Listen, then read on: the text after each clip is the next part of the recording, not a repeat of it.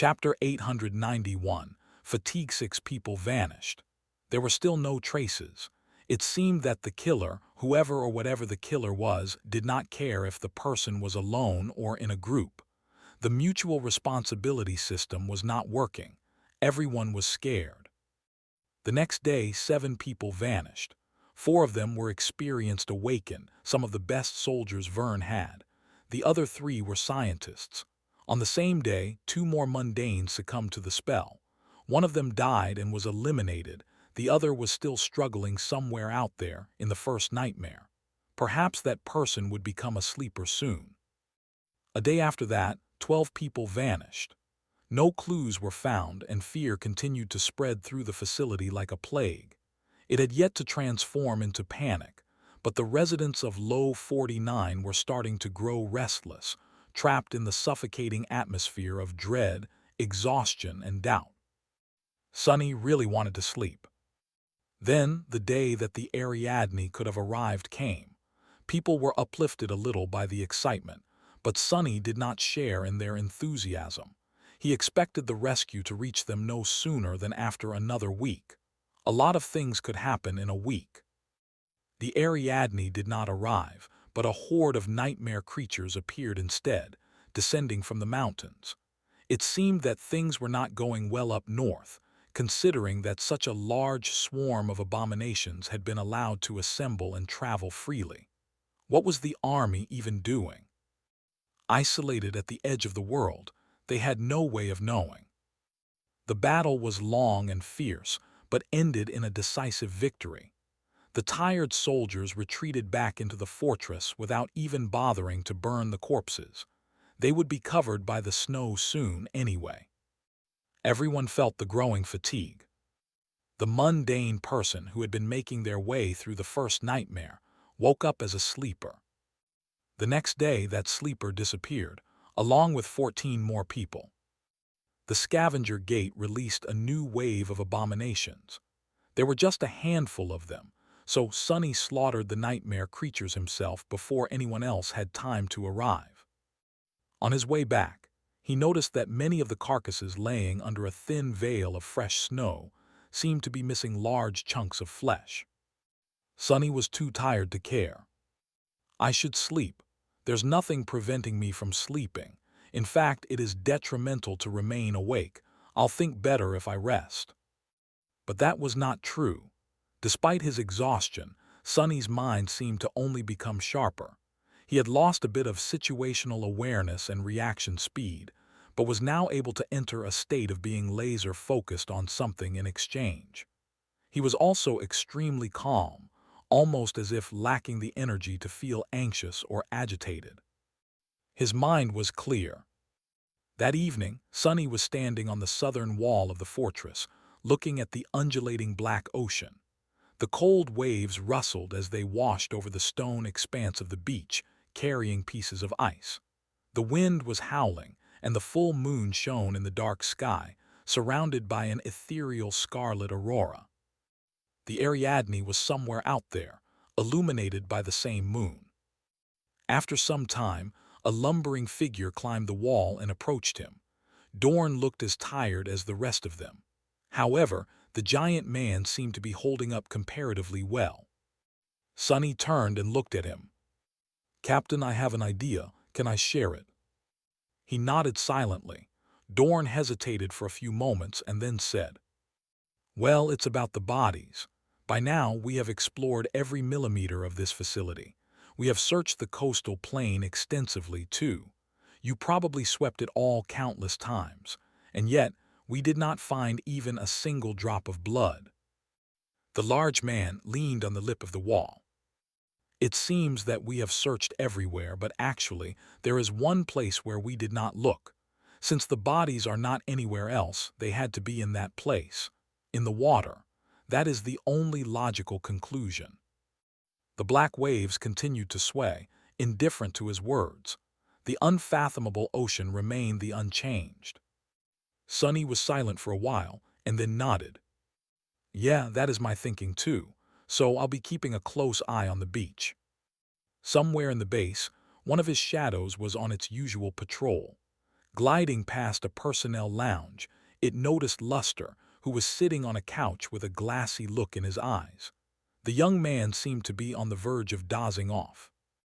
The shadow momentarily turned tangible and looked at him with disdainful reproach. Then, it slapped him across the face and disappeared. Luster jumped to his feet and looked around in shock. What ouch, it hurts. Back on the wall, a pale smile appeared on Sonny's face. Dorn, that mutual responsibility protocol. You guys start following it too. Make pairs and watch each other. Dorn nodded, lingered for a few moments and then left. Sonny continued staring at the ocean. This doesn't make sense. Even if the killer disposes of the bodies by throwing them into the water, someone would have noticed something. Dozens of people vanished already. All of it is very strange. While he was thinking, two more people ascended the wall. One of them was an awakened soldier, and the other one was a scientist. Sonny turned around and looked at them with a confused look on his face. Since he was standing close to the ladder, the newcomers had no choice but to bump into him. Sonny remained motionless for a few seconds, then took a step back to make way. The awakened and the scientist calmly approached the lip of the wall, climbed over it, and jumped down. One of them landed well, but the other hit the rocks and silently fell. A disturbing sound of breaking bones could be heard, carried by the wind. Sonny rubbed his face and continued to study the ocean. The awakened walked toward the waves while the scientist crawled. Because of that, the soldier reached the water first. He stepped into it without a hint of hesitation. Soon, the freezing water reached his knees, then his waist, then his chest.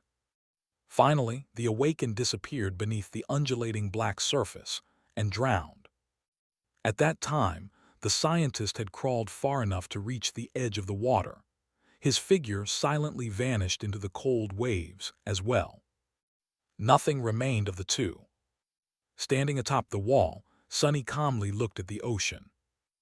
What was I thinking about? Yes, it is strange that no one had seen anything. How do the bodies get dumped into the ocean without anyone noticing? He did not know. Maybe his theory was wrong, and the killer had not been using the water to hide the corpses. The water, it surely looked inviting. Suddenly, Sonny felt a strange urge to go for a swim. A moment later, he shivered. A swim? What am I, crazy? Who swims in the freezing water during the winter in Antarctica of all places? Shaking his head, Sonny continued to stand watch above the beach. He had not seen anything suspicious yet, but if he remained vigilant, he would surely discover something soon. Sonny remained on the southern wall for 2 days, silently staring at the ocean. In the meantime, 36 people vanished. Some of them were awakened and some of them were mundane.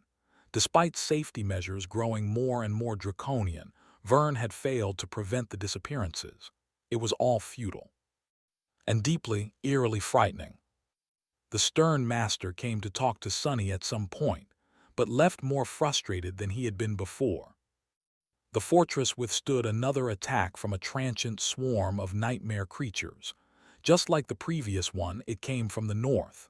This time, Sonny did not participate in the battle, choosing instead to remain where he was. There were a few casualties. The awakened soldiers were all exhausted after remaining awake for more than a week.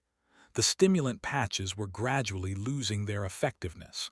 The mundane soldiers were better rested, but much more disturbed. They were all wary of the nightmare spell. The civilians were both exhausted and afraid.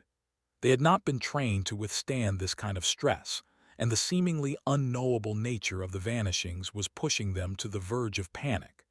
If not for the sense of order established and enforced by Vern's protocols and the hope of the Aridanes' nearing arrival, they would have come completely undone by now. The rescue ship was supposed to arrive in 3 or 4 days. Sonny silently looked at the water, deep in thought. Hearing light steps, he glanced sideways and saw Bate, who was shivering in the cold as she approached him. "Hey, Master Sunless." He frowned. "Hey." The young woman looked at him silently for a while, then gritted her teeth. "What are you doing? You've been stuck on this wall for days. You even ignored the last attack." Sonny tilted his head a little. When he responded, his voice sounded a bit strange. "I'm investigating." Bates stared at him in disbelief.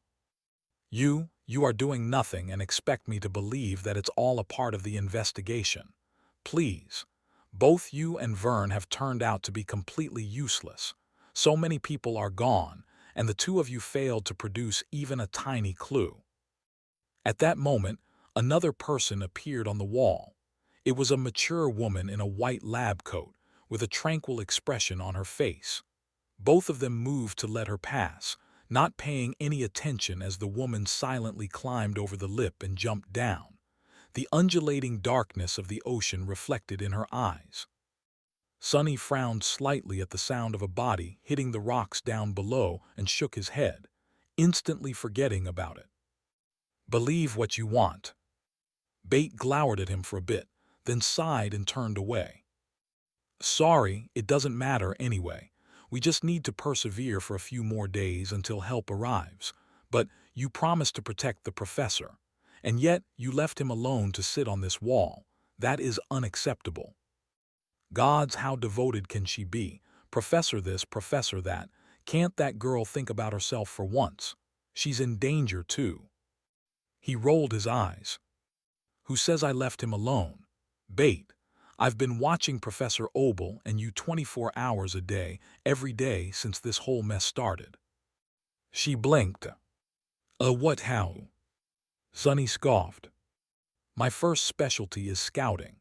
Wherever my shadows go, my gaze follows. One of them had been keeping an eye on the professor, so how do you think I was able to get to the safe room so fast when you were attacked?" Bate looked at him for a bit. Then suddenly her cheeks turned red. 24 hours a day. What kind of a creep?" Sonny palmed his face. "Gods, get over yourself. Do you think I have time to spy on mundane girls while all this crap is going on? The point is, Professor Obel is as safe as I can make him." At that point, another person climbed to the top of the wall and jumped down. Neither of them spared them a single look, although Sonny seemed to shiver a little.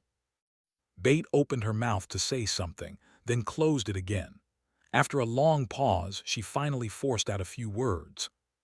"Well, fine, I guess I'll be going then." Sonny nodded. "All right." Then he suddenly called out to her. "Wait, do you know my soldiers? There's a big guy called Dorn. Can you ask him to come here?" Bate frowned, then nodded and hurriedly walked away, hopping to get away from the cold as soon as possible. Sonny sighed. Soon, Dorn arrived. After understanding what his captain needed, he disappeared and returned some time later carrying recording equipment. These cameras were a bit old, but that was exactly what made them more reliable than the more modern ones. Together, they installed the cameras on the wall and stared at the screen of the terminal the recording equipment was connected to. One more day passed, 20 people vanished. Their passage was easily recorded by the cameras, but while Sonny and Dorn were studying the recordings, they didn't seem to notice anything strange about it. One of Vern's awakened soldiers fainted, or maybe simply fell asleep while standing at his post. Although chances of his anchor breaking were not high, that was exactly what happened. The soldier did not return from the dream realm after 8 hours passed, or even 16. Sometime later, his body went through an almost imperceptible but eerie and frightening change. He had become hollow. His body was placed in a closed room in the medical center. Several members of the civilian staff got into a violent fight, but were dragged away from each other by the sentries, isolated, and injected with sedatives. A stray nightmare creature wandered close to the fortress and was torn apart by a rain of bullets. The thunderous noise of firing turrets made everyone inside the facility shudder. Another day passed, 22 people vanished. The moon was gone, but Sonny and Dorn were still on the wall overseeing the ocean. Standing there, Sonny looked at the dark waves. then at the screen showing the feed from the cameras, then back at the cold black water. Finally, he scratched the back of his head, pulled the memory storage device from the terminal and turned to Dorn. "We're done here, let's go." Not waiting for a response, he turned around and headed in the direction of the security center. As Sonny walked through the settlement, many people looked at him. Some of them seemed frightened, some of them seemed angry, some were simply numb. Everyone was exhausted. Arriving at the security center, Sonny found Vern and Professor Obel sitting in silence with dark, tired expressions on their faces. The old man looked even more fragile and ancient than usual. Sonny placed the memory storage on the table in front of them. Vern stared at it for a moment, then looked up. "Why are you here?" Sonny sat down and rubbed his hands together to warm them. A dark, ominous smile appeared on his lips. "My investigation is complete. I know why people are vanishing." Vern and Professor Obel were suddenly very focused on his words. Even Dorn, who had spent the last 2 days on the wall with Sonny, seemed to shake off his fatigue and paid rapt attention to what his captain had to say. Sonny shut his eyes for a moment. "When the first victim vanished, I said that there were only 3 possibilities: that he had deserted, that he had been killed by another human, and that a nightmare creature had infiltrated the facility. Well, I was wrong. None of these theories were correct. The third one was the closest to the truth, though." He sighed. "There is indeed a nightmare creature, only it is not inside the fortress." Vern frowned, looking at him with dark intensity. "What do you mean?" Sonny lingered for a bit before answering. "The answer is almost obvious when you consider 2 things and then put them together. First, the bodies. People don't just vanish without a trace, and yet we failed to find anything, not at Low 49, and not on the coastal plain beyond the wall. So the most obvious answer is that the bodies are being taken to somewhere where we can't find them, into the water. There is a whole ocean out there, after all." Vern wanted to say something but remained silent at the end, waiting for Sonny to continue. Sonny nodded. "The second thing is the call. Its strength had a qualitative change on the day we fought the scavengers. Too drastic of a change, really, to be produced by a single gate, especially one as unimpressive as that. I remember being convinced that there were 2, at least, before exploring the plain and finding just one. I even said that we were lucky." He stared at them for a moment and then shook his head. "However, we were not lucky, and there was, indeed, another gate, one more powerful than the scavenger gate that we cleared. We just did not find it." Professor Obel did not seem to follow his reasoning. That was only to be expected, considering that the old man did not experience the call himself. Vern, however, finally, a hint of understanding appeared on his face. "A second gate, water. You think that there is another gate, that opened underwater?" Sonny nodded. "I am more or less convinced that there is, and that is the reason why people are vanishing." Vern shook his head. "That doesn't entirely explain it all. Yes, we have pulled a lot of soldiers off the walls to augment internal patrols, but the ocean is still being watched. Nothing would have been able to crawl from beneath the waves, grab people inside the facility, and drag them back into the water unnoticed." Sonny smiled darkly. "I was just about to get to that." He rubbed his eyes tiredly. "Right, we are all under a mind hex. That is why no one noticed anything." Professor Obel, Vern, and Dorn looked at him with confusion. Finally, the old man asked, "Master Sunless, do you perhaps have a piece of evidence to substantiate your theory?" Sonny simply shook his head. "No, but that is exactly the point. It is the absence of evidence that proves my theory. No matter how elusive, devious, and powerful a nightmare creature is, we should have found some kind of clue by now. Although security equipment of the facility barely works because of the interference, the cameras would have captured something." The strict protocols and mutual responsibility system Vern had implemented would have produced some result. My shadows would have found some traces, but nothing of the sort happened, which is nothing short of impossible. There is a big negative space in the place where all the results should have been. However, we can infer certain things from that negative space itself. A dark expression appeared on his face. What I am trying to say is that there are, in fact, traces. We were just rendered incapable of comprehending them. Something like that. Something like that had already happened to me once. Back then, I spent an entire month being mesmerized by an insidious nightmare creature. However, I was utterly oblivious to its influence, simply for the fact the first thing that the hex did was take away my ability to become aware of its existence. I am convinced that something like that is happening to all of us right now, too. Sonny looked at Vern and Professor Obel somberly. There is a powerful gate below the surface of the water, somewhere in the vicinity of this facility. The gate brought a dreadful nightmare creature into the waking world, and that creature is using mind manipulation to both lure people into its maw and make others incapable of stopping it. An uncomfortable silence settled in the security center. Professor Obel seemed resigned, but Vern, on the contrary, was suddenly energized. If that is true, then we just have to kill that abomination. Then everything will be resolved. There was hope and resolve in his eyes.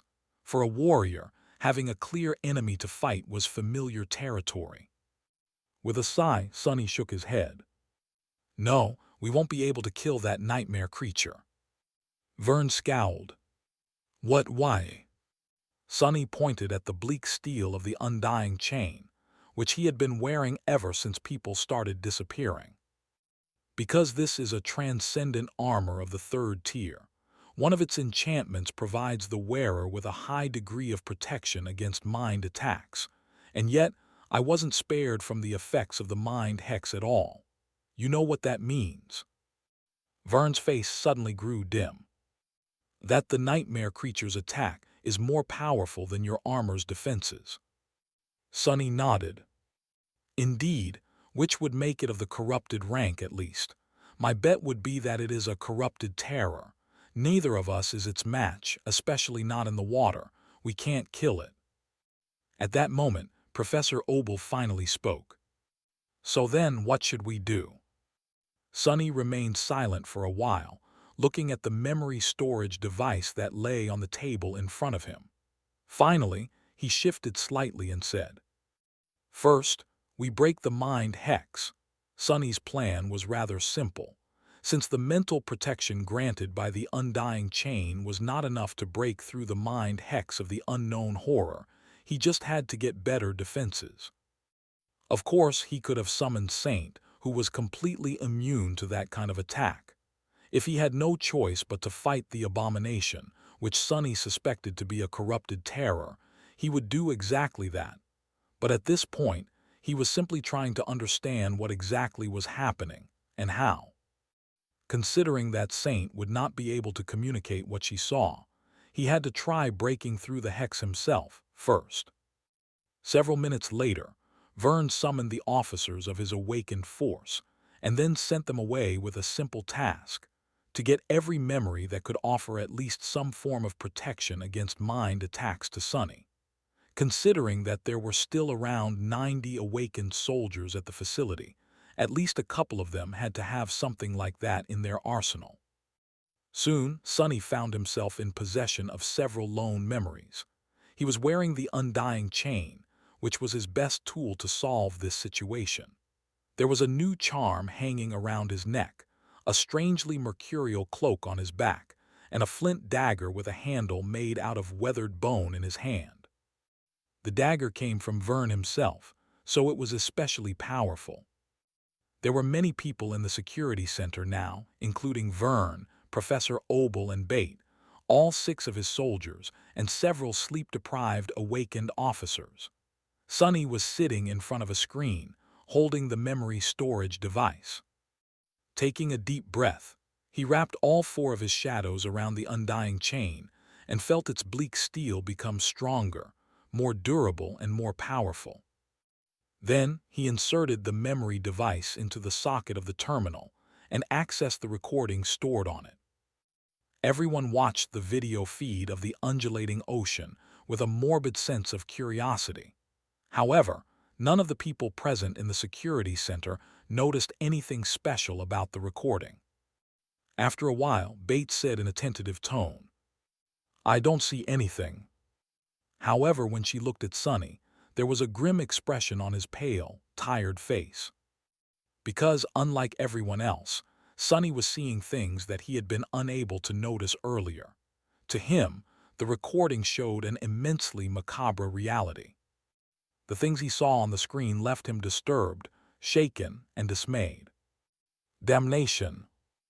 As the recording went on, replaying the shifting landscape of the lightless beach from the past 2 days at enhanced speed, Sonny slowed it down to a crawl several times, seemingly for no apparent reason. Every time, his expression turned more and more ugly. He had known, of course, to expect something like that. However, watching himself nonchalantly make way for the mesmerized victims, only to forget about their existence a moment later, was deeply unsettling. Sonny had witnessed dozens of people being swallowed by the cold waves, and yet this was the first time his consciousness managed to become aware of that fact. As it did, the hex was broken, and suddenly all the memories that had been suppressed before flooded his mind. Sonny shuddered. "Gods!" Noticing his strong reaction, Vern leaned forward. "What is it? What do you see? What kind of nightmare creature is it? How does it capture people from within the facility?" Sonny lingered for a moment and then stopped the playback with a trembling hand. He stared at it in confusion and made a fist, causing the tremors to stop. Finally, he let out a heavy sigh. "I was right, mostly. There is indeed a mind hex affecting everyone in this fortress. It makes us indifferent and unaware of the victims and the traces left behind by them. However, I did not see the creature itself. It never appeared. The victims, they just walked into the ocean themselves and vanished. Some right in front of our eyes. It seems that the bastard is somehow controlling them to come to it, and us to be blind to their passing." Vern gritted his teeth. "There has to be a way to stop it." Sonny hesitated for a long time. "In my experience, the only way to deal with a creature like that is to run away from it, while we can." The other master shook his head with a resentful expression. That resentment was not aimed at Sonny, however. Instead, it was aimed at the dreadful being that hid beneath the waves, the chain of nightmares, and the sorry state of the waking world in general. Leaving Low 49 now would be no different from suicide. We won't make it across hundreds of kilometers of rough terrain alive, not with hordes of nightmare creatures prowling this region of the Antarctic center seemingly unopposed, with no intelligence about the state of the territory and cut off from Army command. His eyes grew cold. "We have to remain here and wait for the Ariadne to arrive. It should be here in 2 days, or if not, soon enough. We can survive this abomination for 2 days. Sonny looked at him for a while, thinking. Although remaining this close to a potential corrupted terror made him extremely uneasy, he had to admit that what Vern had said was reasonable. The Ariadne, indeed, was their best chance. He sighed. "So, what do you propose we do in the meantime? Just let the bastard continue gobbling up humans?" Vern crossed his arms and frowned. "No, now that we know what is happening, we can prevent more people from vanishing." Sonny raised his eyebrow. "And how do you propose we do that?" The other master looked at him, deep in thought. After a few moments, he said calmly, "Well, someone just has to prevent the victims from jumping into the ocean, right?" A pale smile appeared on Sonny's face. Somehow, he already knew who was going to get that job. Sonny was the only one who could prevent more people from silently walking into the cold ocean.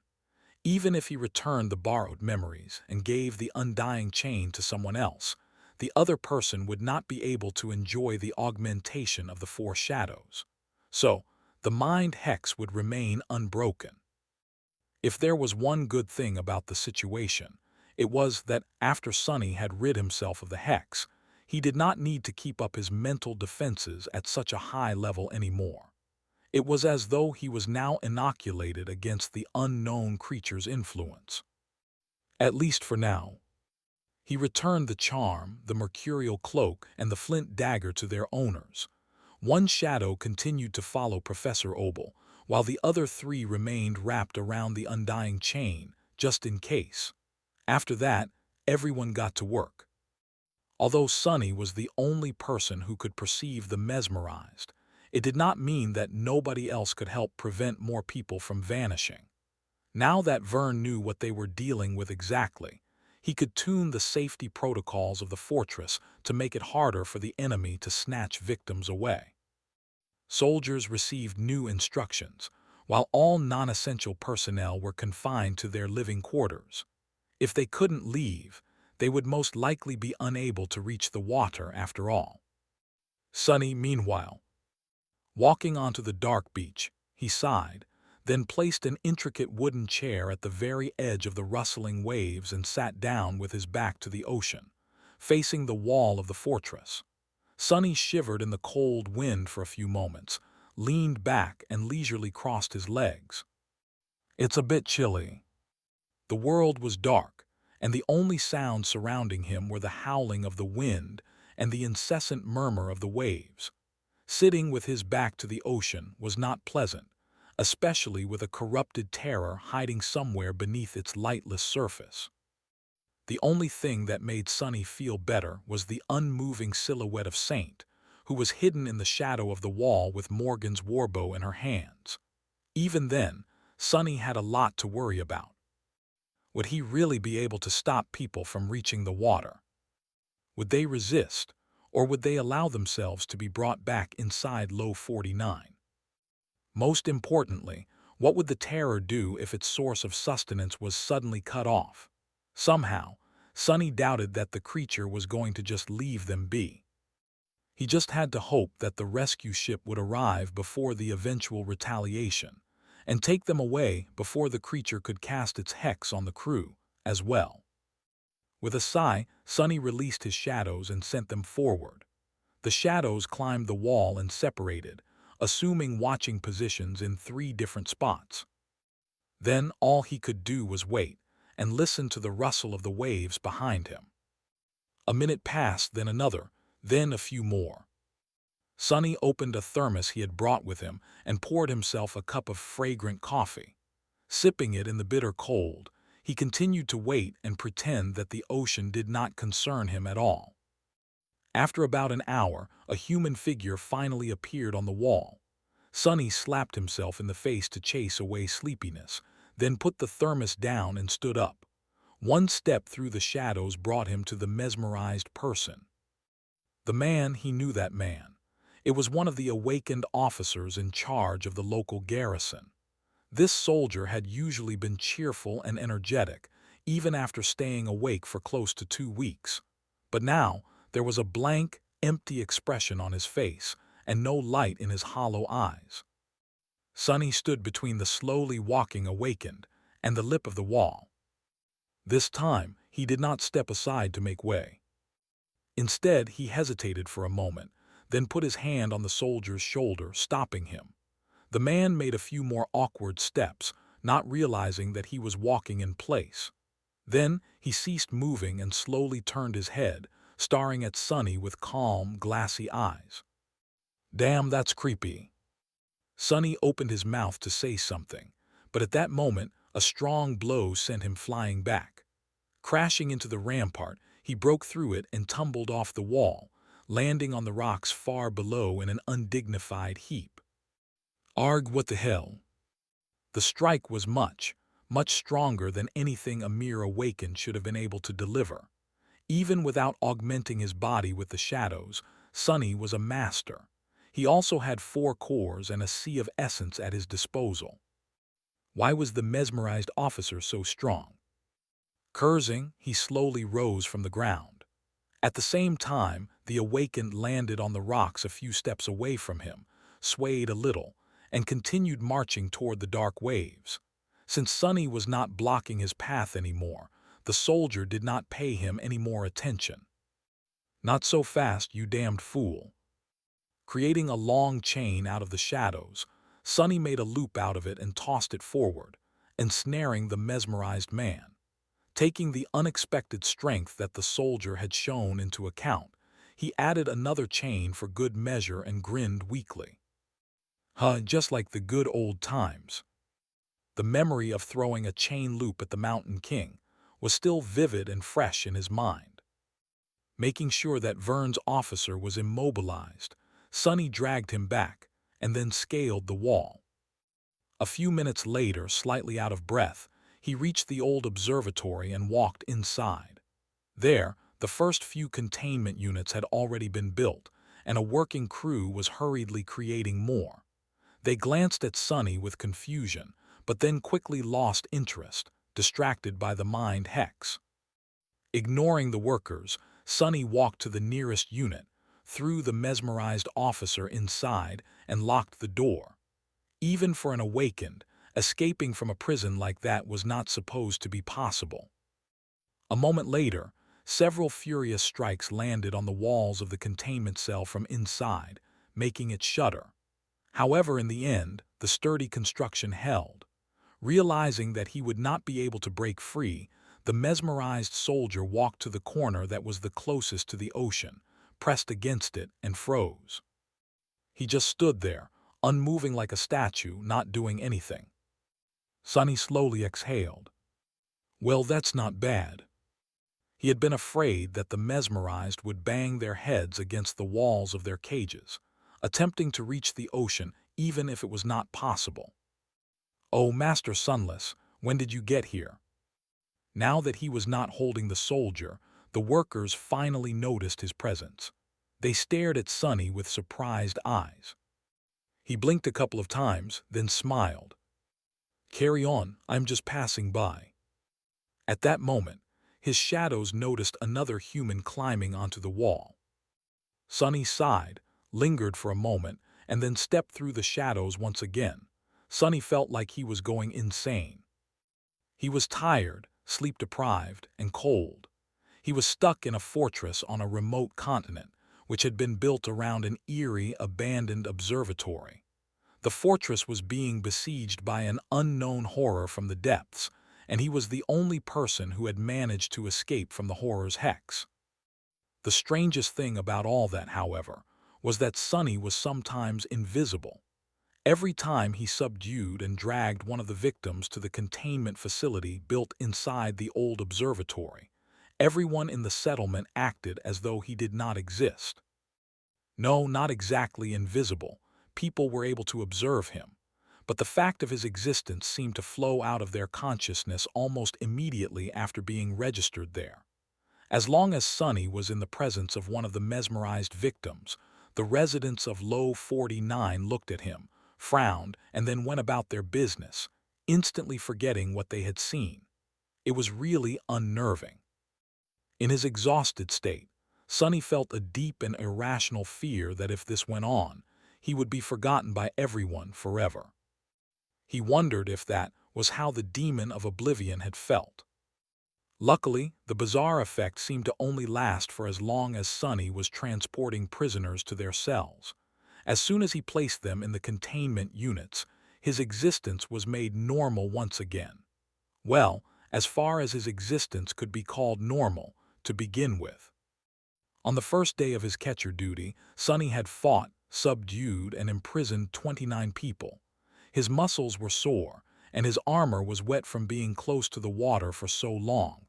Despite his efforts, and to his relief, the terror had not reacted to the sudden obstacle that appeared in the path of its satiation. At least not yet. Saint continued to hide in the shadow of the tall wall of the fortress, monitoring the deep, dark, cold waters of the ocean. At midnight, Sonny reported the results of his effort to Vern. They walked over to the observatory together, where the other master remained silent for a long time. "Are you telling me that there are people in these cells?" Sonny struggled with a yawn, failed to suppress it, and then nodded. "Yeah, around 30 of them." Vern stared at the cells with a deep frown for a minute or two, then shook his head in bewilderment. "Strange. Even though I know that they're there, I can't see anything. To me, the cells seem empty." Sonny was a bit late to react. "Oh, believe me, they're there. They just stand near the southern side of their units and do nothing. At least they are staring at the walls and not at us. That would be really creepy." Vern looked at him with dark amusement. "I think this situation is sufficiently creepy as it is." Then he turned away from the cells and asked in a somber tone, "Any change in the terror's behavior?" Sonny shook his head. "No, at least not that I've noticed." Vern remained silent for a moment and sighed. "Good, continue then. The Ariadne should be arriving soon, so we just have to endure a little bit longer." Just like that, Sonny continued his eerie task. He waited by the water, caught the people trying to drown themselves in the ocean, and locked them up in cells while suffering from being invisible. Damn cold. He had long summoned the memory of ice, and continuously fed it with essence to save himself from the chilling wind. Just like that, another day passed. During that day, Sonny rescued 35 people from being devoured by the waves. His skill of making chains out of shadows improved by a lot. A few minutes before midnight, Sonny was sitting on his chair with an empty thermos in his hand and stared at the sky. Today, there was no moon and no aurora. Only the stars remained, shining softly up above. The waves sound differently today. He rubbed his face, then turned around and stared at the undulating black surface of the ocean with intense distrust. Just then something seemed to change about the world. Sonny frowned, but before he could do anything, another figure appeared on the wall, forcing a long sigh to escape from his lips. 40, it is accelerating." He stood up, ready to step through the shadows and subdue the 40th victim, but there was something strange about the figure. Instead of moving toward the edge of the wall like the rest of them, it stopped and raised a hand, as if signaling to him. Hug. It was Quentin. Sonny conserved his essence by jogging forward, then lowering his body slightly and mounting the wall with one inhumanly high jump.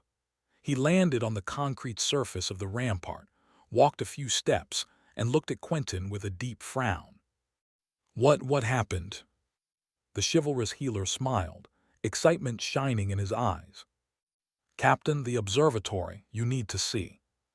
Without wasting any time, Sonny jumped down to the roof of the nearby building and then hurried toward the white dome at the center of the settlement. Walking inside, he instantly heard a swarm of confused, frightened, and angry voices. Where am I? What happened? Hey, someone, what the hell is this? Let me out." He stared, dumbfounded. These voices were coming from within the cells. They belonged to the victims he had imprisoned. Somehow, they seemed to have shrugged off the mind hex and regained their awareness. And it wasn't just them. Sonny turned his head and looked at the maintenance workers that were in charge of keeping the containment units secure. They were all speaking with excitement and glancing at the cells with relieved faces. They heard the victims, too, which meant that the hex was not affecting them anymore, either. Thank the gods, that abomination must have left. Despite the happy circumstances, Sonny was suddenly overwhelmed by a deep, cold, urgent feeling of unease. It grasped his heart and remained there, growing slightly stronger with each second. He shivered. What is going on? After Sonny had broken through the mind hex and spent 2 days rescuing the mesmerized people, saving dozens of lives, the horror hiding in the cold black waves seemed to have left the vicinity of Low 49. The victims had regained their senses, and every person in the settlement was able to see and hear them clearly once again. In the next few hours, no one showed any sign of being under the influence of the hex. The vanishing stopped, and the Ariadne was supposed to arrive soon. The exhausted, frightened, and shaken inhabitants of the fortress were tentatively starting to unwind. Their fragile hope bloomed and blossomed. However, the person most responsible for the positive change, Sonny, did not feel any of their cheer or relief. On the contrary, with each passing minute, his unease and sense of foreboding only grew stronger. He did not like what was happening, not at all. Walking through the snowy streets of the settlement, Sonny studied the lively faces of patrolling soldiers with a troubled expression on his own. It was dark and somber. Doesn't make sense. None of it makes any sense. Approaching the security center, he placed his hand on the panel of a sophisticated biometric lock. The sensor was supposed to initiate a thorough scan, but as seconds passed, nothing seemed to happen. The damn thing was on the fritz. Sonny stared at it for a moment, then sighed and banged on the heavy alloy door with his fist. Soon, it was manually unlocked from the inside by a sleepy soldier, who then allowed Sonny in. Walking inside the security center, Sonny dusted snow off his shoulders, looked around, and headed toward Vern. "What is the situation?" Vern sent one of his officers off with a list of orders, then looked at his younger colleague and shrugged. Nothing changed. The terror, or whatever that abomination was, seems to have truly moved on. Sonny gritted his teeth.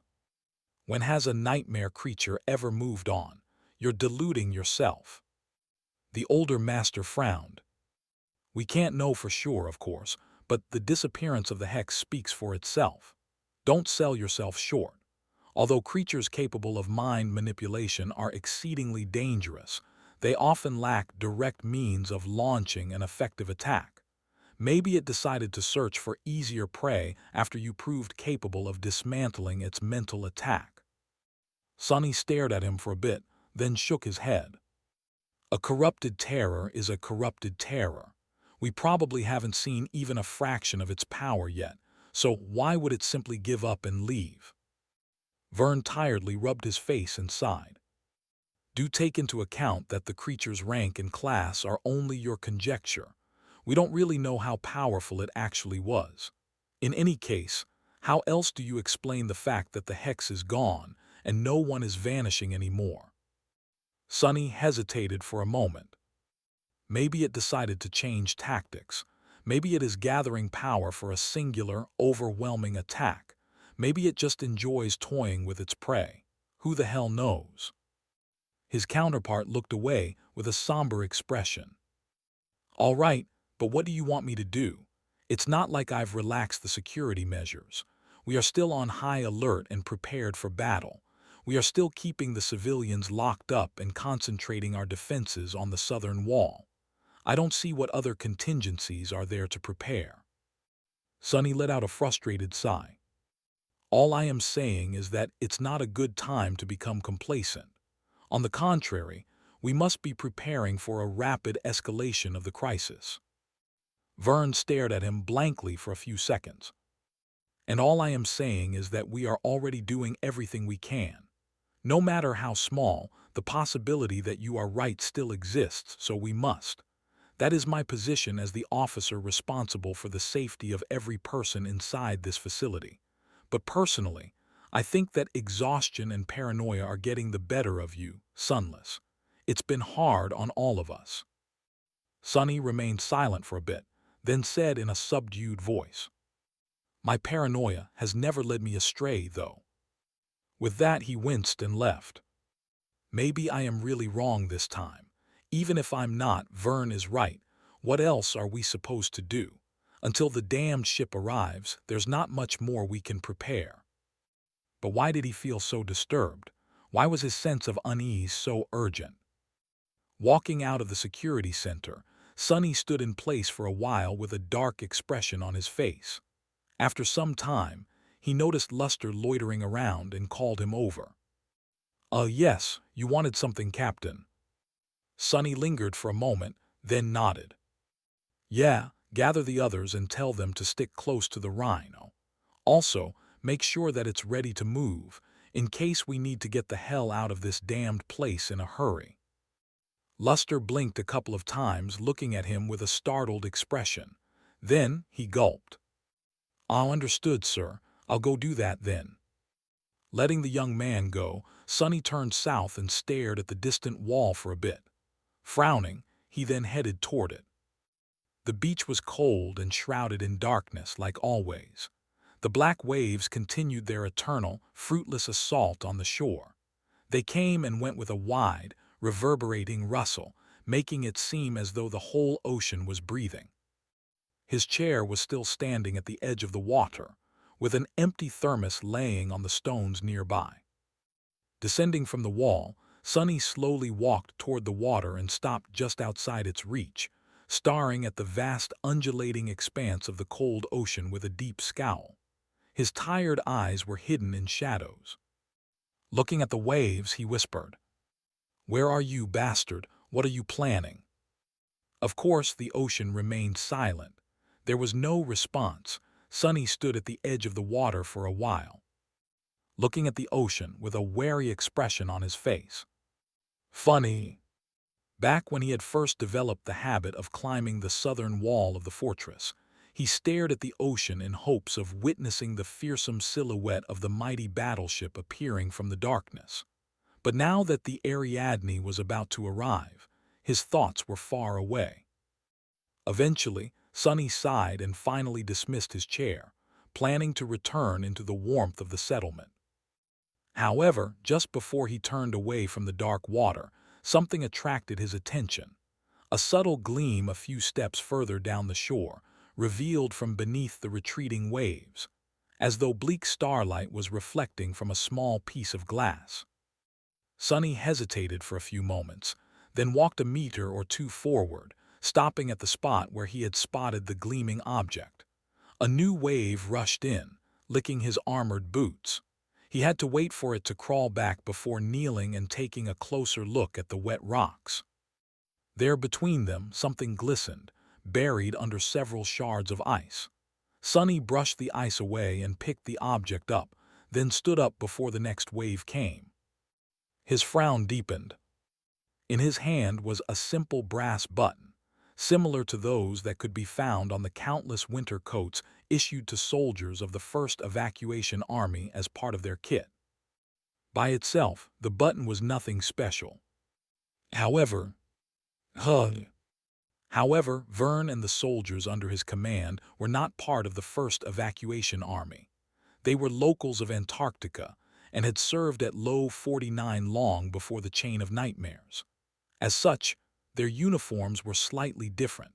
In fact, they were of a far better quality, considering that the First Army had been assembled and outfitted in a tremendous hurry. Their kits were far better suited for cold weather, and included well-designed parkas that could keep a person warm in most dire of circumstances, instead of cheap mass-produced coats. So how did this button end up here? Sonny stared at the round piece of brass for a few minutes, and then slowly looked up, facing the darkness of the ocean. There was a strangely resigned expression on his pale face. With a sigh, he closed his eyes and extended his shadow sense forward, as far as it could go. "All right, fine. Come on, show yourself, bastard. I know you didn't leave." His senses spread forward, diving deep under the black surface of the cold water. Everywhere light reached, there were shadows after all, and even where light never entered, there was its absence.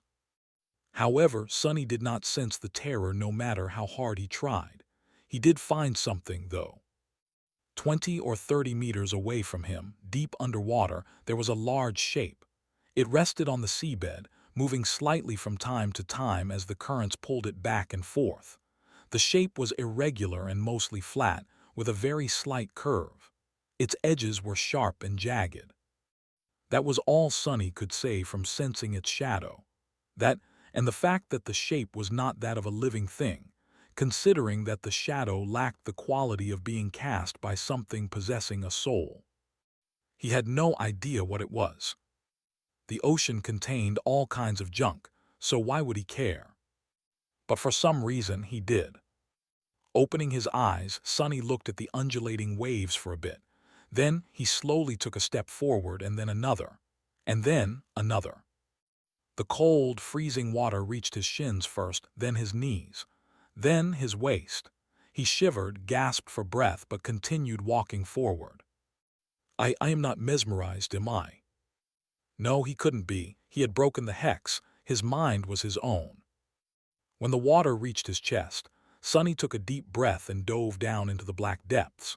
Swimming in a suit of steel armor was not an easy task, even one as thin and light as the undying chain.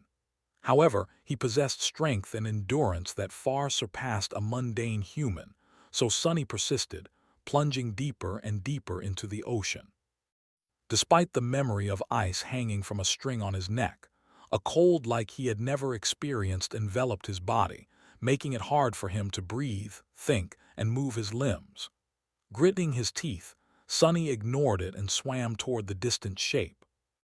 After what felt like an eternity, he finally reached the seabed and pushed himself along its uneven surface, getting closer and closer to his target.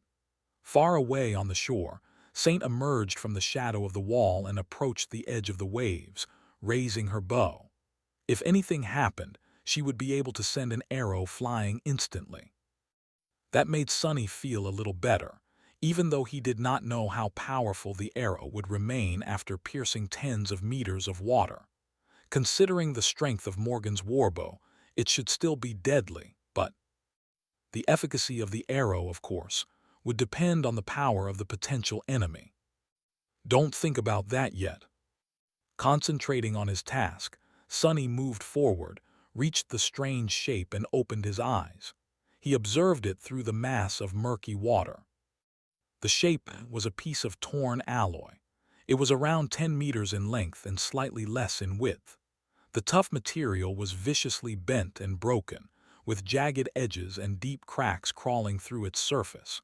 It seemed to have been torn away from a larger whole by something large and incredibly powerful. However, there was no rust on the damaged metal, suggesting that it had not spent a lot of time in the water. Sonny got closer, feeling as if he recognized the composition and characteristics of the alloy. His mind raced, trying to confirm that familiarity. He placed one hand on the cold metal, remembering. Then his eyes narrowed, and a few bubbles of air escaped from his mouth. Of course, he knew where this strong and thick alloy was used. The same type of metal comprised the inner layers of a naval vessel's reinforced armor. The deformed mass of twisted alloy. It was a broken piece of a battleship's hull. Gasping for breath, Sonny rolled out of the shadows and fell on the wet rocks at the edge of the rolling waves. Streams of water flowed from his armor, and his whole body was trembling. "See cold, so cold." Gritting his teeth, he stood up and shivered as the wind assaulted him. At that moment, not even his ascended constitution and the memory of ice could protect him from being chilled to the bone. But even then, the claws grasping his heart were much colder. "Curse it!" Sonny took a step forward, stumbled, then righted himself and stopped. His fists were clenched. Ariadne. It must have been the Ariadne. The broken piece of the hull, the brass button, it all made too much terrible sense. Of course, this evidence alone was not enough to make a definite conclusion, but Sonny was sure of it. His intuition told him that much. No one was coming to rescue the people trapped inside Low 49. And the terror was going to descend upon them soon, without a doubt. Suddenly forlorn, Sonny glanced at the wall of the fortress with a lost look on his face. A few moments passed, accompanied by the howling of the wind. Then he looked down, closed his eyes, and groaned. "Oh, I'm so tired." It was the cold that made him shrug off this moment of indecisiveness and start to move. No matter the situation, he had to get somewhere warm first. One step and he was on top of the wall. A second step, and he was standing on one of the streets of the settlement. A third step, and he suddenly appeared in the corner of a research laboratory where a group of scientists, including Professor Obel and Bate, were staying under guard. The young woman was the first to notice him. She was slightly startled by the sight. "Ascended Sunless, what are you doing here?" Sunny looked at her and forced out a pale smile. "Don't mind me, I just got cold outside." He stared at Bate with a strangely heavy expression for a few moments, and then shook his head. "In any case, I'll be going now." Sunny had to see Vern first. He dried himself off, then went back to the security center, feeling the urgent sense of alarm growing louder and louder in his head. Before, Sunny had not known its source and thought that he had days to discover it, but now he wasn't so sure. Maybe there were only hours left before the disaster. His intuition was warning him about what would happen. Maybe even minutes. "You're not listening." Sunny glared at Vern as the seconds ticked away. Tick-tock. With each second their fates were coming closer to being sealed, and yet the tall master was being difficult. "I am listening." Sunny suppressed the desire to hit the table with his fist. Not only would the table shatter and create a lot of noise, but it would also not help his argument in any way. More than that, he was too tired and had no energy to go around breaking furniture. "Then why the hell are you not doing anything?" Vern sighed. "What am I supposed to do?" Sunny blinked. "Gather everyone, load them into the transports and drive away from this cursed place. What else?" Vern looked at him for a while, his frown growing deeper. "With all due respect, Sunless, you are not making a lot of sense. You are trying to convince me that the Ariadne is not coming, but your only piece of evidence is a button and a piece of metal that you found underwater. We both know how much junk and old wreckage was left in the oceans after the dark times. That armor fragment could have come from anywhere, rust or no rust." Sunny wanted to answer in anger, but managed to hold himself back. Vern was not wrong to doubt his rather unsubstantiated theory. Any good leader would question the validity of such information. The problem was that Vern did not have the benefit of being intimately connected to the strings of fate like Sunny was. He did not have Sunny's intuition. He was blind to fate. "Listen, this is what my gut is telling me. Staying here would be a terrible mistake." Nevertheless, Vern remained unmoved. He lingered for a few moments and then shook his head. His next words sounded polite but had a sense of weight to them. "I can't gamble with the lives of 1,400 people because of your gut, Sunless." "This damned fool." Sunny let out a frustrated sigh. Vern was an experienced government officer. From their brief but intense partnership, it had become clear that he was reserved, methodical, and did things by the book. He had received orders from Army Command to reinforce Low 49 and wait for the naval rescue, and that was what he was determined to do. Breaking an order was not an easy thing for him. His mind was not flexible enough. "You have to admit that I at least might be right. So, staying is also a gamble. We are outside the parameters of standard procedure, Vern. Can't you think for yourself for once?" Although that last statement was a bit rude, Vern did not react much. He just stared at Sunny with his usual serious expression, then turned away and sighed. A few moments later, he said quietly, "It doesn't matter anyway." Sunny scowled. The words caught him by surprise. "What the hell does he mean?" "And what?" The older master looked down. "Sunless, we are cut off from Army Command. The situation in the north is bad. We don't know how bad, but it has to be dire for so many nightmare creatures to travel freely through the mountains. The last thing we heard was that several titans had emerged. We don't even know if any of the siege capitals still stand." As he spoke, his tired face grew darker and darker. "The terrain between here and the last known encampment of the first evacuation army is a maze, with countless swarms of abominations prowling in the dark. Our tech is barely working, if at all. Our soldiers are all exhausted or on the verge of collapse. What I am trying to say is that a convoy transporting hundreds of civilian noncombatants won't survive the journey. Not with what we have left to protect it. Vern gritted his teeth. So, it's not that I refuse to entertain the idea that the Ariadne won't arrive. It's that I can't, because that ship is our only hope. His words echoed in the empty room of the security center, making Sonny feel even colder. A somber silence settled in the conference room of the security center. Eventually, Vern was the first to break it. Straightening, he looked at Sonny and said in a heavy tone, the best I can do is ask for volunteers among my awakened, to risk falling asleep. Some of them might die, but a few should return with the news from the dream realm. Then we can discuss evacuation by land. Sonny stared at him without saying anything. His anger was suddenly gone, and instead, all that was left was fatigue, regret, and a vague feeling of dark resentment. Damn it all. If Vern indeed sent volunteers into the dream realm, even knowing that it would be a one-way trip for some of them, they would return in about 8 hours. Finding out what was happening up north would help Sonny tremendously. But 8 hours was too long. His growing panic was already almost suffocating. He did not know if they had 8 minutes left, let alone 8 hours. There's no time, you can't. Vern leaned on the table and closed his eyes for a moment. It was hard to know what was going through his mind, but Sonny somehow knew that he would not be able to convince the stern officer. His heart felt cold. Ah, that feeling, this bitter feeling. I have not tasted it in a while, I think.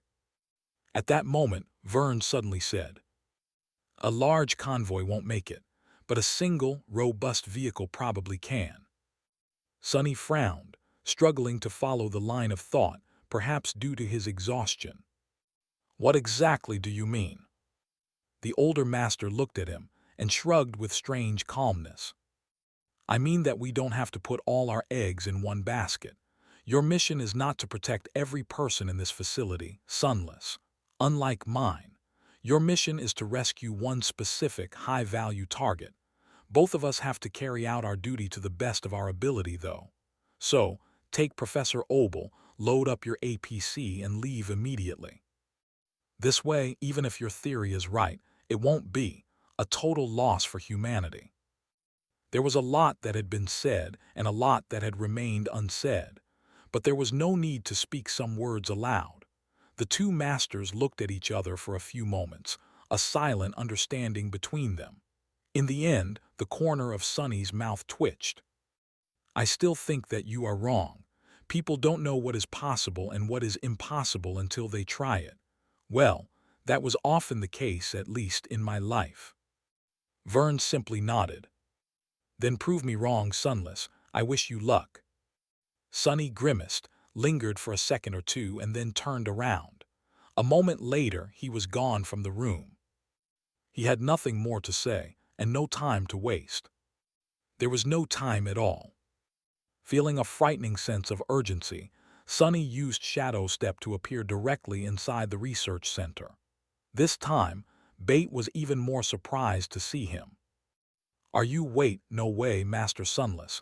Do you perchance keep frightening me just for fun?" He shook his head, looked around, and then beckoned for the young woman to come closer.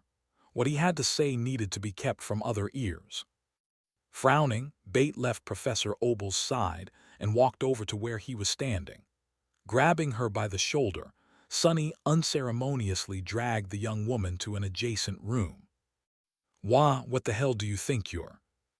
He closed the door and turned around, his sunken, manic eyes making Bait shudder. "Be quiet and listen. There has been a change of plans." With no time to explain everything in detail, Sonny just told her the necessary parts, that the professor was in danger, and that he had to be evacuated immediately. That sudden revelation was hard to digest, and there would be a potentially fatal delay if Bait refused to listen immediately. So Sonny constructed his words in a way that played on her deeply ingrained values: loyalty to the old man, and the desire to keep him alive. Bates' eyes widened. But why come to me? Why didn't you just approach the professor?" Sonny simply shook his head. "Professor Obel is a noble man. He would be reluctant to leave his people to save himself, so I need you to persuade him, fast. You know him best after all." The young woman still did not understand. But can't we just take everyone?" Her voice was small. Sonny looked at her somberly, knowing that was something that he couldn't do. "My vehicle can only carry so many people. Now, go and do what I said. Every minute we waste can mean the difference between life and death." Bate nodded in a daze, then slowly turned around, rearranged her lab coat and left the room. Sonny looked through the crack of the open door at the scientists surrounding the professor, and then turned around in shame. However, this self-indulgence only lasted a second. He had no time for regret either. Not caring about the expenditure of essence, Sonny traveled through the shadows and soon appeared near the rhino. He could feel 3 shadows inside, while Luster, Kim, and Quentin were standing in front of the APC. Noticing him, they straightened their postures. "Captain, sir, I did as you told." Sonny glanced at Luster and nodded. "Go and run the startup sequence. I want the rhino to be ready to depart at any second." The young man's eyes turned into circles, but he swiftly dove into the hatch without asking any questions. Sonny, Kim, and Quentin were left alone in the biting cold. Feeling his heart beating wildly, Sonny looked up at the sky. The sky was covered by white haze. The blizzard is starting again. At that moment, Quentin cautiously asked, "Captain, I am sorry. But what exactly is happening?"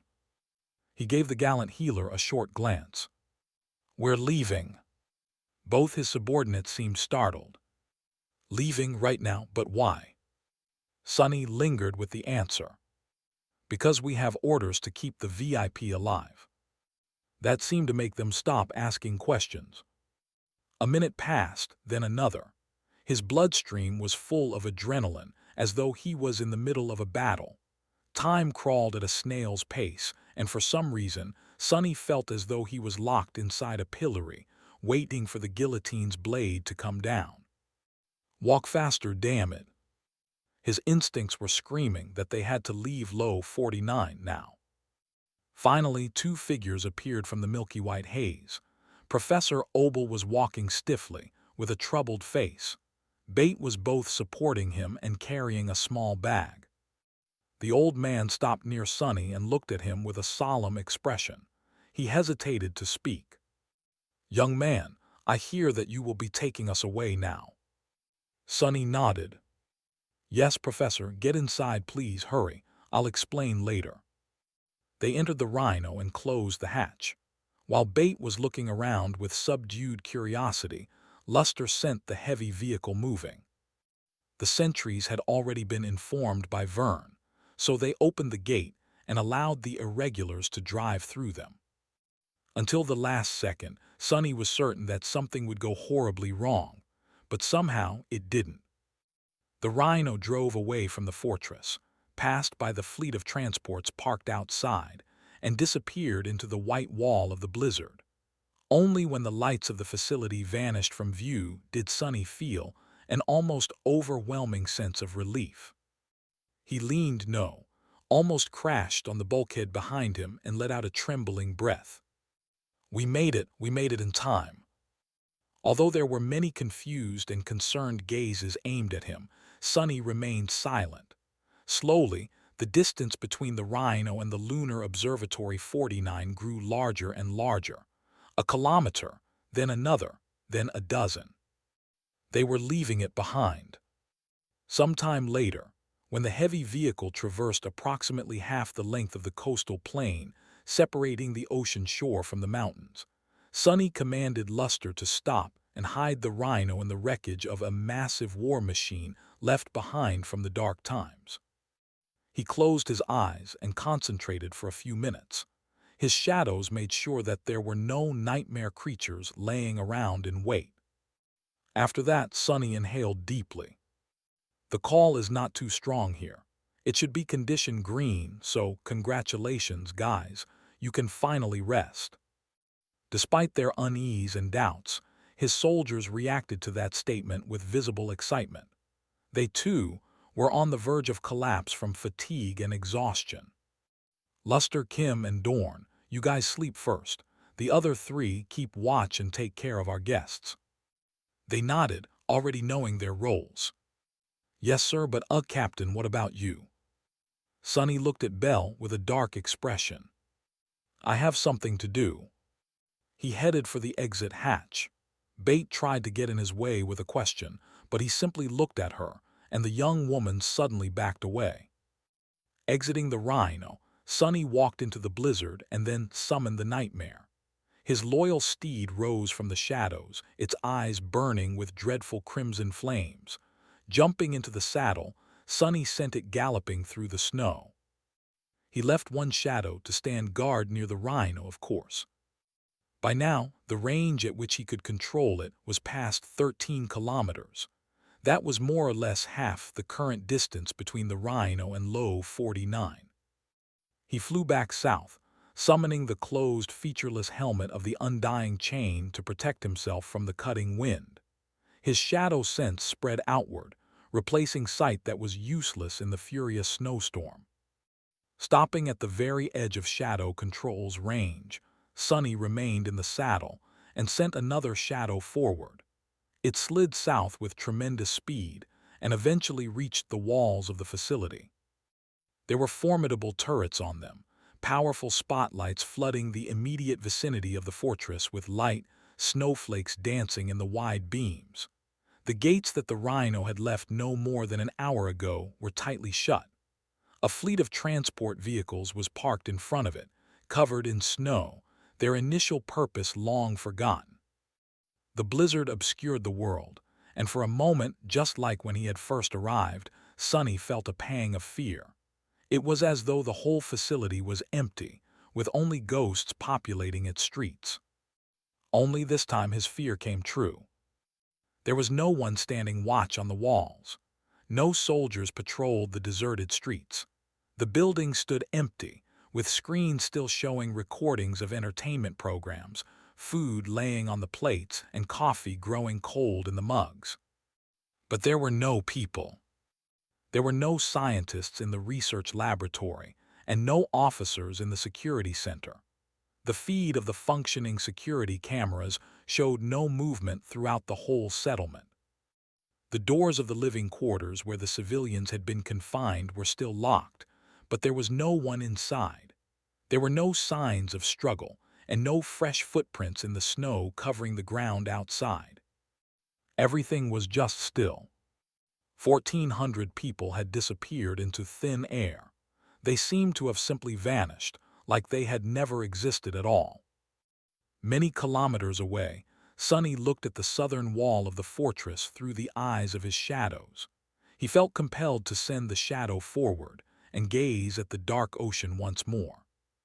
But in the end, with a shiver, he decided against it. Soon the shadow returned.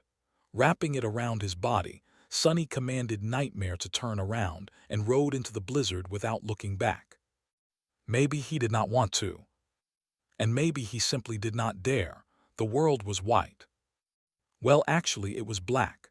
Shrouded in the darkness of the long night, Sonny rode north through the wailing hurricane of snow. To his eyes, which could see through any shadows, the snow appeared as light gray, bordering on white.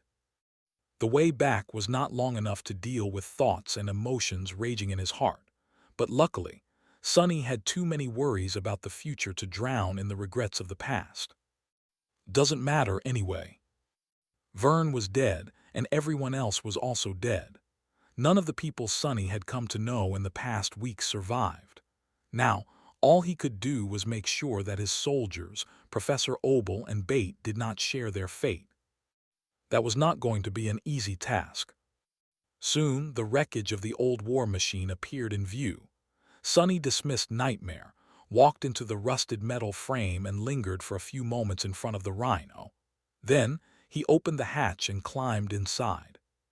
Quentin, Samara, and Belle were keeping watch, each of them tense and ready for battle. Noticing him, the irregulars sighed with relief. "Captain, you're back." Sonny nodded. "Did anything happen in my absence?" Quentin shook his head. There were no nightmare creatures yet. Professor Obel and Miss Bate were both exhausted, so they are sleeping. We settled the professor in your quarters. I hope you don't mind." He remained silent for a moment, then added with a hint of melancholy in his voice. "Of course, we are keeping an eye on them, in case one or both have become carriers of the spell." Sonny did not particularly care about the accommodations at that moment, so he simply nodded. The first point of Quentin's short report was the most important. No nightmare creatures yet. That could change at any point. In fact, he had taken a risk by allowing his soldiers to sleep and leaving the rhino, even if one of his shadows had stayed back to observe the surroundings and be a potential exit point of Shadow Step. Out here in the wild expanse of the Antarctic center, it was nightmare creature country now. Hordes of them moved through the mountains, many spilling down onto the coastal plain. A transient swarm could have stumbled on the cohort's camp at any moment, so it was not secure. But security was a thing of the past now. Before, he had had choices that were safe and choices that were dangerous. But after leaving the protection of Low 49 and its thick walls, he could only choose between different degrees of danger. It was all about calculating the probable risk. Even then, with his faded attribute, such calculations were more or less useless. Grimacing, Sonny covered his face with a hand and then rubbed it. He was too tired and numb to care right now. He needed rest, too. "Well, I'm going to take a nap then. Wake me up if there's movement outside." Since his comfortable bed was currently occupied by Professor Obel, Sonny climbed into one of the free sleeping nooks and closed his eyes. How risky was it to fall asleep right now? Before letting his consciousness plunge into the comfortable embrace of darkness, he summoned Saint and ordered her to guard the rhino from the shadows. That was all Sonny could do. The night never ended, and morning never came. When Sonny woke up, the world was exactly the same as it had been before. The raging blizzard enveloped the world, obscuring the cold, dark sky. He had been pulled out of his dreamless slumber by the sound of a sleeping pod opening nearby. Opposite him, a panel on the wall of the rhino slid away, revealing a sleeping niche hidden behind it. Dorn's massive figure could be seen inside. The giant man had drawn a short straw when they were assigned the transport vehicle, since standard pods were a little bit too small for his prodigious body. Watching him climbing out of one was slightly comical, every time. Sonny did not smile, though. Making sure that his shadows and Saint did not perceive any threat, he left his niche. Soon, Luster and Kim woke up too. "Quentin, Belle, Samara, your turn." The three irregulars could not wait to get some long-awaited rest. Their fatigue and desire to sleep were so overwhelming that they did not even linger to listen to the report that their colleagues had brought from the dream realm. A minute later, all three were gone into the sleeping pods. Sonny studied Kim, Luster, and Dorn. They looked much better than they had yesterday, even though one night of rest was not enough to remove all the accumulated fatigue. Awakened were resilient creatures. Sonny, who had only slept a few hours, felt utterly broken instead of rested himself. However, that feeling would pass soon. So, his soldiers glanced at each other. After a few moments, Dorn was the first one to speak. "It's not good, Captain." This time Sonny did smile. "Wow, who could have thought?" The giant man nodded awkwardly and then started the report. "From what we were able to find out, East Antarctica is still under human control, but the Antarctic Center, it's all a big mess." His face darkened. The Saints were eventually able to kill one of the Titans, but two more remain. A chunk of the mountain chain was destroyed in the battle too, but that's not the worst of it. Sonny let out a frustrated sigh. Just come clean with it. Dorn looked down. The siege capital that our division was supposed to establish, it is gone, wiped out of the map completely. The survivors, whoever remains, both soldiers and civilians, are in the process of trying to retreat to other strongholds. There's no organized First Army force left from here to Mount Erebus, sir.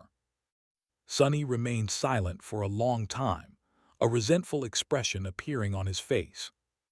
Just like that, their 400 kilometers journey seemed to have just turned into a 1,000 kilometers journey.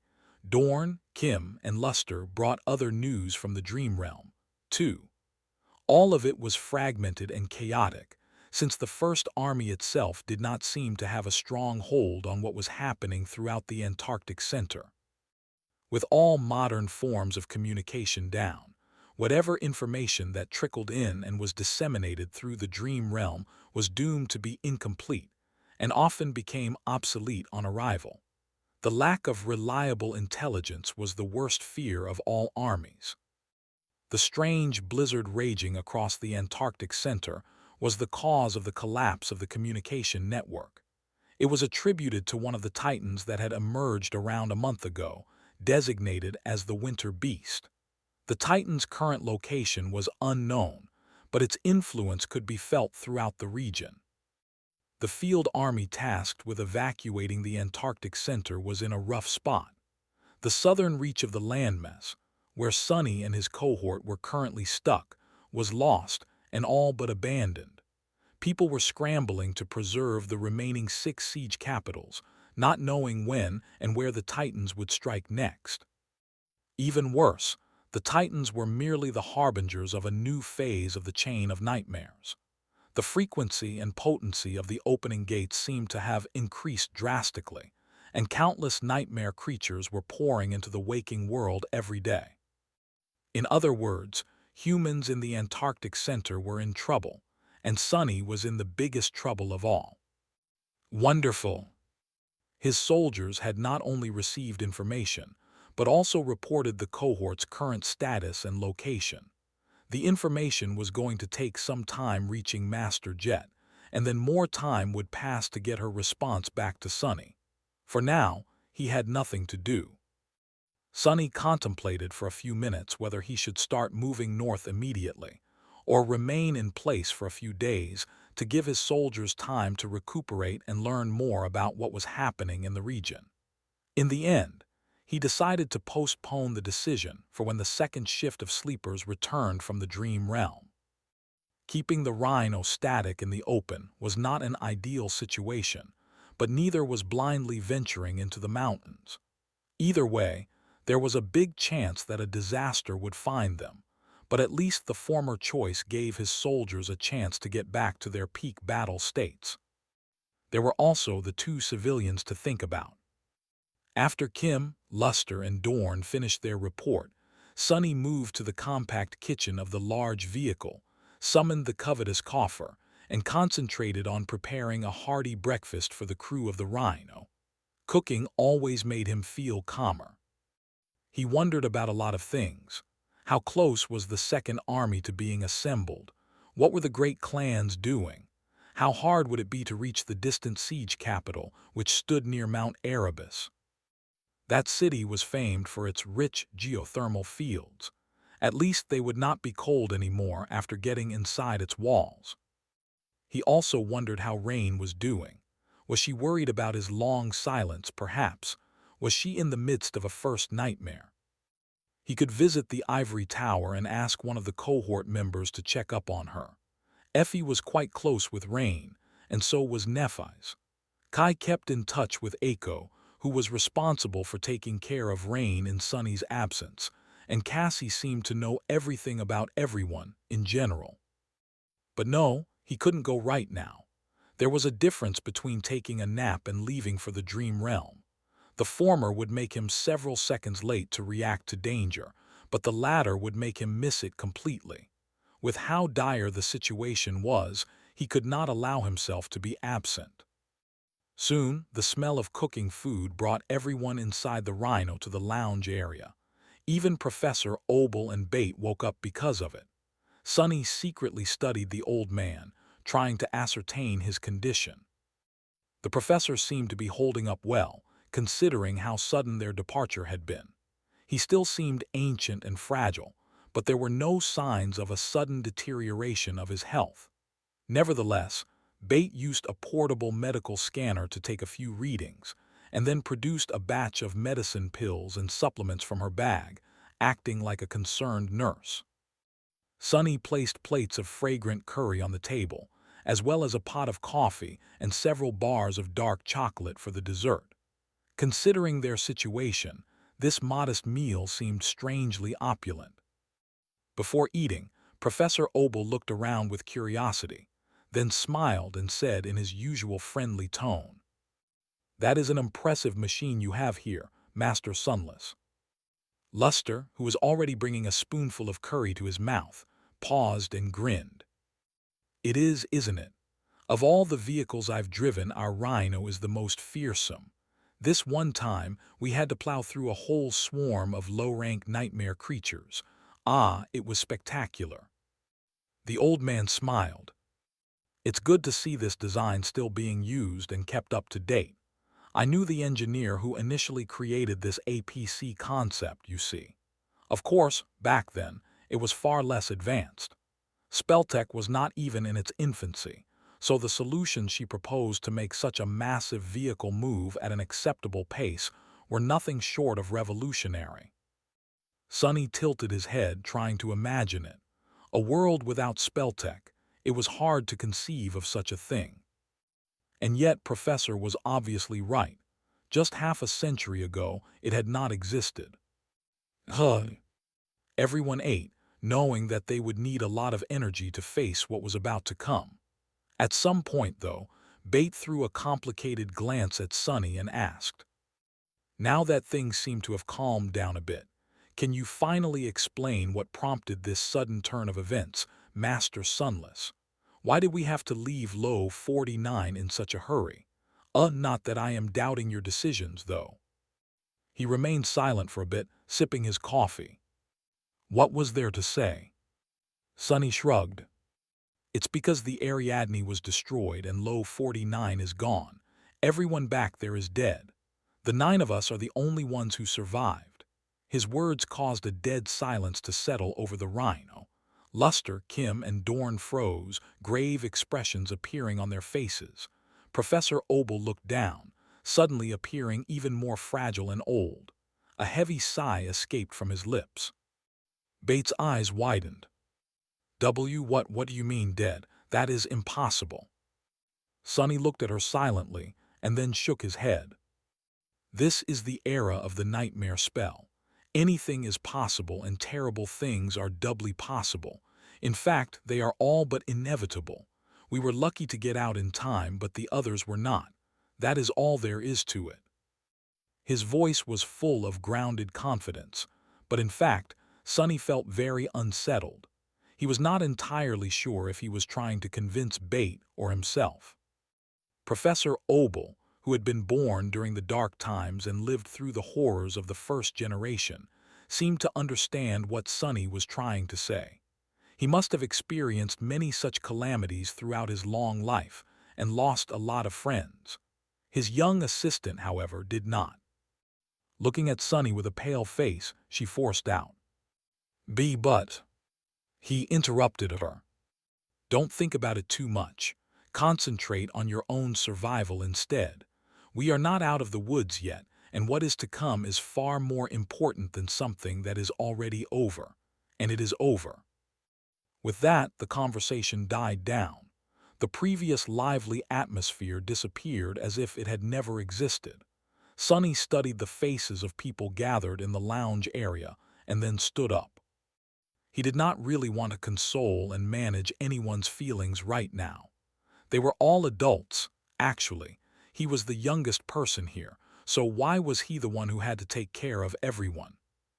Well, because he was in charge, both in terms of power and authority. And with those, uninvited, also came responsibility. How irritating.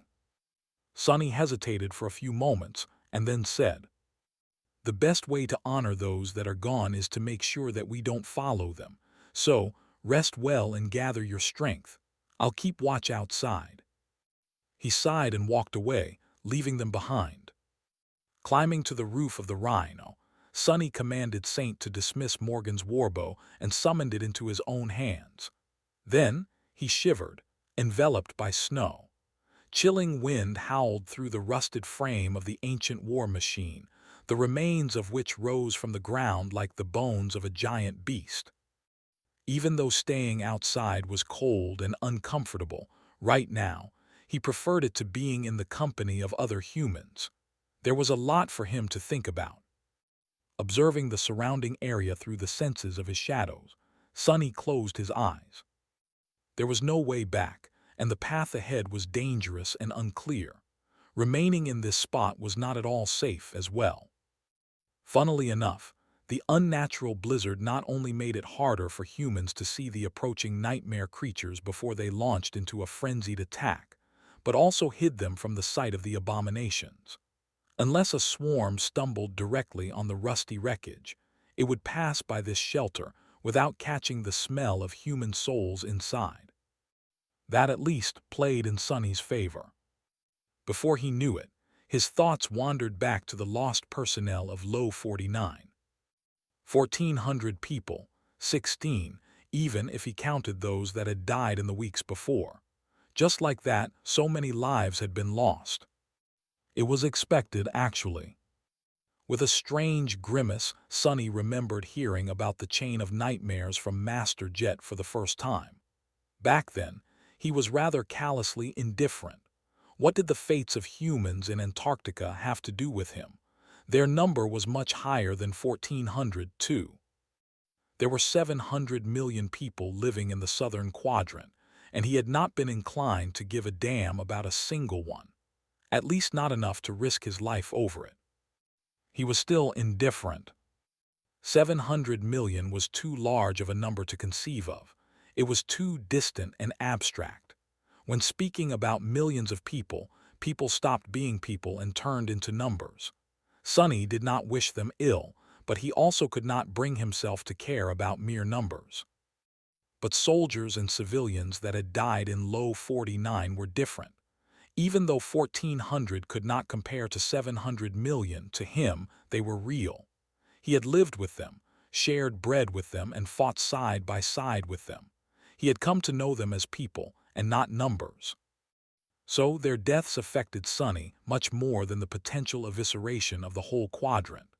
Knowing what he knew now, he couldn't help but see the First Army and its mission in a different light. There would be much more death for sure. The government had an ambitious goal of evacuating the whole continent, but their plan was already bursting at the seams. Many more people were going to die, millions of them. In the end, how many of the 700 million would be saved? 600. 5, even less. Of course, he had no way of knowing. So how did it make him feel? Was he outraged, motivated, burning with resolve? Did he find conviction? Not really. Letting out a bitter breath, Sonny whispered, "Such a waste." All he felt was contempt. It was such a waste, all of it, of human lives, resources, and potential. It made him sick to know that the world was gobbling up so much, while the people who could have prevented it from happening were too busy fighting among each other. Those bastards. In the end, all Sonny could do was follow his advice and concentrate on himself, and that which belonged to him. He couldn't save 700 million people, but he could make sure that he, his soldiers, and civilians in his care would make it to the other side of this disaster alive. That at least he could possibly manage. 2 days later, they finally received a word from Master Jet. The message, which had passed through several people before reaching Sonny, was simple: retreat to Erebus and rendezvous with Davis and his cohort of irregulars there. Godspeed.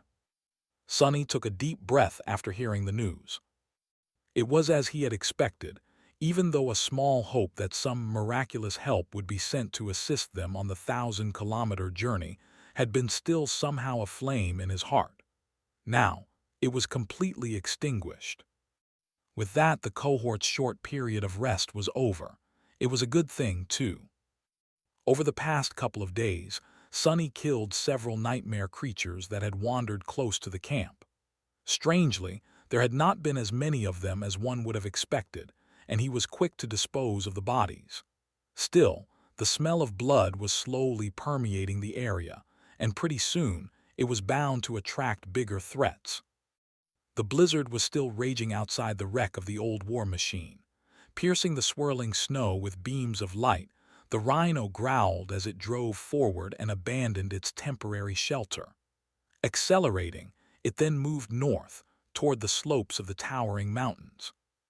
The atmosphere inside the vehicle was tense, but as minutes passed without anything lunging an unexpected attack on the APC, everyone calmed down a little. Except for Sonny. He had no plans of calming down until they safely reached the stronghold of the 1st Evacuation Army. In fact, he would prefer if his people remained tense and paranoid as well. But there was such a thing as too much pressure, too. People tended to break if subjected to persistent and overwhelming stress without any chance to take a breath. Actually, his soldiers were holding up surprisingly well, considering everything they had gone through in the past 2 months, and for a good reason.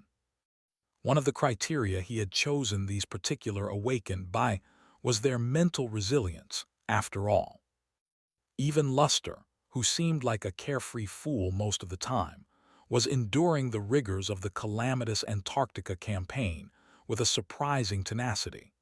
Maybe it was exactly that light-hearted and frivolous personality of his that made the young man so immune to despair. Do I need to learn from Luster? That was something Sonny had never expected to think about.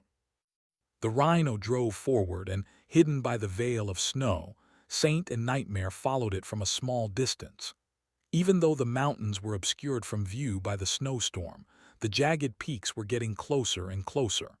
Sonny's shadows prowled outside, scouting the path ahead. Just before they reached the terminus that separated the coastal highway, which stretched along the whole length of the Antarctic Center, from the road leading to the former Low 49, and the path that took a turn to climb high into the mountains, one of the shadows noticed something strange in the snow. Sonny hesitated for a few moments, frowning.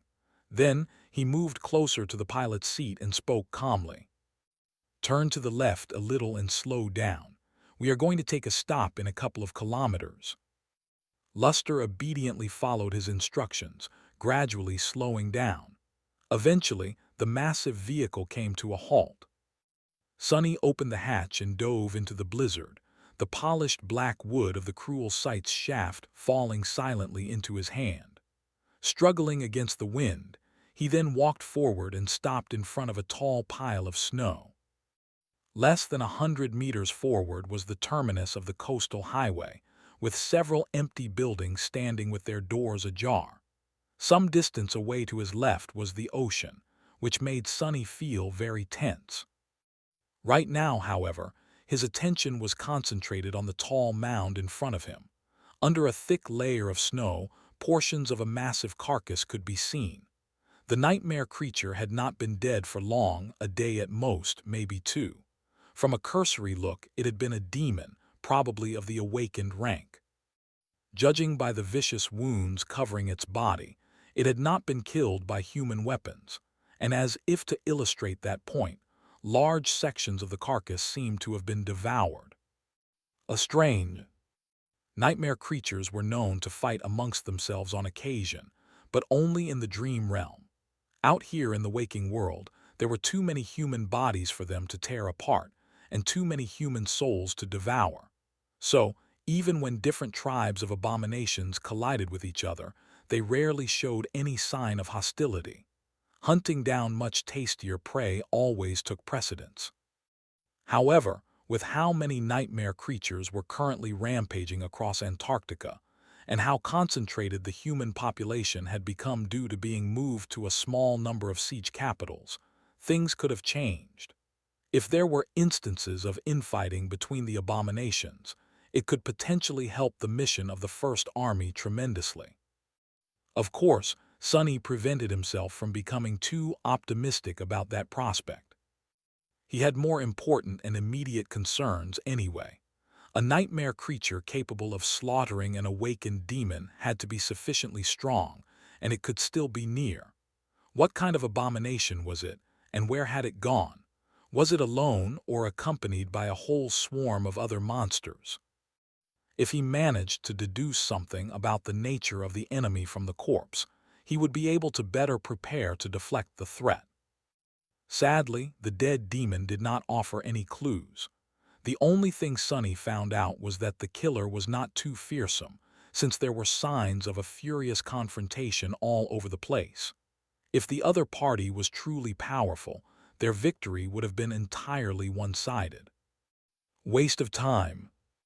Shaking his head, Sonny was just about to turn back when he sensed something through his shadows. One of them had glided a bit further up the highway and was currently observing some disturbances in the blizzard. He slowed down, turning to the north. "What is that?" A moment later, a troubled expression appeared on Sonny's face. "Thanks for watching. Please subscribe and like the video and comment down if anything wrong in the story. And if have any suggestion to a new novel or want next part of any series, comment down. Our target is to get 1K subscriber. There will be surprise for all of you. Stay tuned.